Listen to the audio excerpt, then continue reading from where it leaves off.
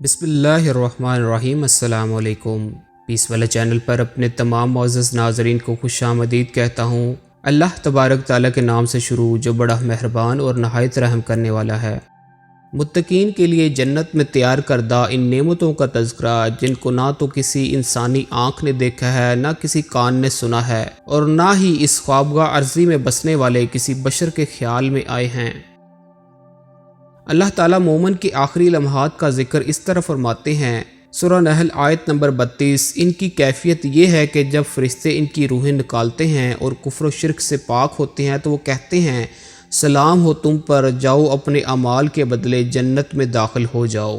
اب اللہ کے رسول صلی اللہ علیہ وآلہ وسلم کا فرمان ملاحظہ ہو، سیدنا عمر بن عازب رضی اللہ تعالی عنہ فرماتے ہیں، ایک انصاری شخص کے جنازے کے ساتھ ہم اللہ کے رسول صلی اللہ علیہ وآلہ وسلم کے ہمراہ گئے تو اللہ کے رسول صلی اللہ علیہ وآلہ وسلم قبر کے پاس بیٹھے اور ہم بھی آپ صلی اللہ علیہ وآلہ وسلم کے ارد گرد ایسے بیٹھ گئے جیسے ہمارے سروں پر پرندے بیٹھے ہوں، یعنی کہ بہت توجہ کے ساتھ۔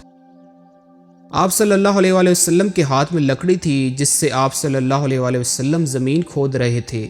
پھر آپ صلی اللہ علیہ وآلہ وسلم نے سر اٹھایا اور 2 یا 3 مرتبہ فرمایا اللہ تعالیٰ سے عذاب قبر سے پناہ مانگو۔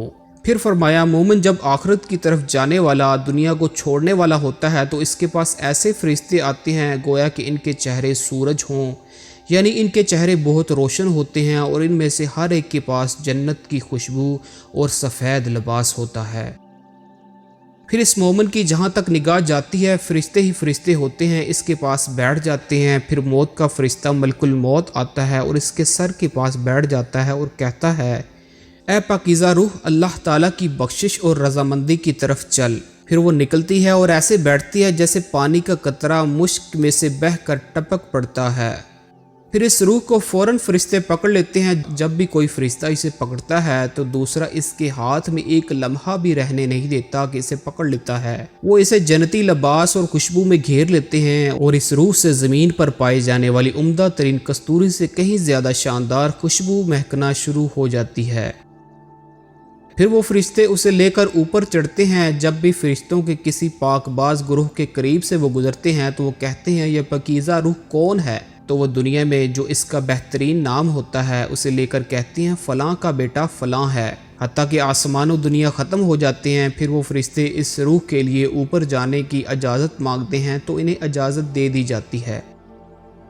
پھر وہ دوسرے آسمان کے قریب جو مقرب فرشتے ہوتے ہیں وہ اس روح کے ساتھ چل پڑتے ہیں حتیٰ کہ 7ویں آسمان پر پہنچ جاتے ہیں۔ پھر اللہ تعالیٰ فرماتے ہیں میرے بندے کا نامہ اعمال البین میں لکھ دو، کیونکہ میں نے اسی سے اس کو پیدا کیا ہے اور زمین کی طرف اس کو لوٹانا ہے اور زمین سے ہی دوبارہ اس کو اٹھاؤں گا۔ پھر اس کی روح اس کے جسم میں لوٹا دی جاتی ہے۔ تب قبر میں اس کے پاس 2 فرشتے آتے ہیں جو اسے بٹھاتے ہیں اور کہتے ہیں تیرا رب کون ہے؟ وہ کہتا ہے میرا رب اللہ ہے۔ تیرا دین کیا ہے؟ وہ کہتا ہے میرا دین اسلام ہے۔ پھر وہ کہتے ہیں وہ شخص جو تم پر بھیجا گیا وہ کون ہے؟ وہ کہتا ہے وہ اللہ کے رسول صلی اللہ علیہ وآلہ وسلم ہے۔ پھر وہ کہتے ہیں تیرا علم کیا ہے؟ وہ کہتا ہے میں نے اللہ تعالیٰ کی کتاب پڑھی، اس پر ایمان لایا اور اس کی تصدیق کی۔ پھر آسمان سے آواز دینے والا آواز دیتا ہے میرے بندے نے سچ کہا، جنت سے اس کے لیے بستر لگا دو، اسے جنتی لباس پہنا دو اور ایک دروازہ اس کے لیے جنت کی طرف کھول دو۔ پھر جنت سے اس کے پاس خوشبوئیں آنا شروع ہو جاتی ہیں۔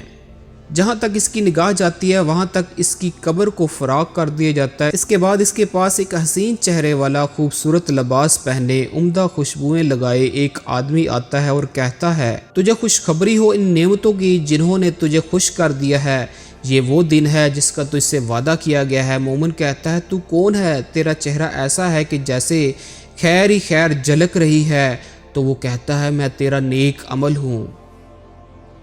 تب وہ مومن کہتا ہے میرے رب قیامت قائم کر، میں اپنے اہل اور اپنے مال کے پاس جاؤں۔ یہی وہ مومن ہے جس سے اللہ تعالیٰ یوں ہم کلام ہوتے ہیں اور قرآن میں فرماتے ہیں سورہ فجر آیت نمبر 30 سے 26، اے اطمینان پا لینے والی روح اپنے رب کی طرف چل، تو اللہ سے راضی، اللہ تجھ سے خوش، جا میرے بندوں میں شامل ہو جا، میری جنت میں داخل ہو جا۔ میرے دوستو، اللہ پاک سے دعا ہے کہ اللہ پاک ہمیں نیک اعمال کرنے کی توفیق عطا فرمائے اور پکا سچا مومن بننے کی توفیق عطا فرمائے۔